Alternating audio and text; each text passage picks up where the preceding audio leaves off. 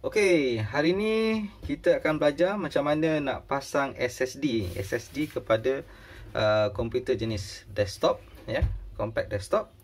Kalau nak tengok di bahagian belakang dia, ni bahagian belakang dia. So, ni bahagian depan dia. Sebuah komputer yang kita ada sekarang sebuah jenis komputer HP, compact HP. Kita akan masukkan SATA, bukan SSD ke dalam komputer ini. Okey. So, apa yang kita kena ada? Dah tentulah SSD. So, ni saya dah ada SSD 240 GB. Okey. Ini jenis dia. So, hanya sebesar ni 240 GB, sangat ringan. So, kita akan buka komputer ni, kita akan pasang di dalam dia. Okey. So, buka. Okey, kalau kita perhatikan yang ni ialah motherboard dia dan hard disk dia berada di dalam sini. Hard disk dia. Ini hard disk dia ada jenis HDD. Okey. Tapi kerana dia HDD ni tidak laju, so kita nak tambahkan jenis SSD. Dan kemudiannya kita akan install sistem file di dalam SSD dan kita akan jadikan dia HDD ni sebagai secondary. So ni is primary, master, this is secondary. Okay.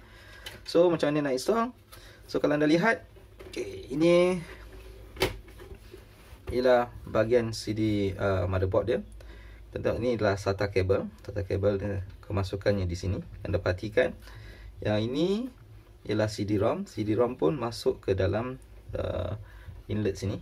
Dia punya kemasukan dia. So kita akan masukkan yang ni ke dalam connection dengan motherboard. So untuk tu apa yang anda kena ada ialah kabel. Okey, kabel ni jenis SATA kabel. Okey, SATA kabel seperti begini. So cara dia mudah saja. Okey, anda hanya masukkan yang ni. Tengokkan dia ada yang ni, nampak ya. So kita hanya masukkan dia begini. Okey, kita sudah masukkan dan kita akan masukkan ke dalam slot yang kosong di sini. So slot yang kosong kita masukkan dalam slot yang kosong. Ini kita mungkin susun dia di dalam sini. Susun ni dulu. Alright. And kita akan masukkan ni. Kita kena cek ruang untuk simpan panel ni. Memandangkan slot yang ada tidak ada yang boleh kita ikat. So saya rasa saya nak masukkan di dalam sini. So di dalam sini. Alright. So dalam sini. Then kita cari satu power supply. Okay. Nak masukkan dalam sini ya. Masukkan dalam sini. So untuk yang ni ialah dia punya power supply.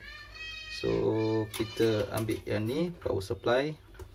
Kita masukkan di dalam sini. Alright. Okay, done. Okay, tak cantik. Kita masukkan dulu dalam sini. Kita sorokkan dia. Okay. Dan masukkan panel ni. Okey. Begini masukkan panel ni. Okey. Dan kita sorok dia di dalam sini. Sorok dia. Dan untuk yang ni kita masukkan di dalam sini. Okey. So okey, kita masukkan di dalam sini. Alright. Dah ada bunyi klik tu. Okey. So dengan tu kita sudah memasang SSD ke dalam sistem komputer kita dan langkah selanjutnya ialah kita perlu setting format dan setting untuk membuatkan yang ni adalah sebagai main dan ini adalah secondary. Okey. Ini untuk storage. Okey. So dengan tu saja kita akan tutup balik. tutup balik sistem kita, tutup balik dan pasang penutup dia.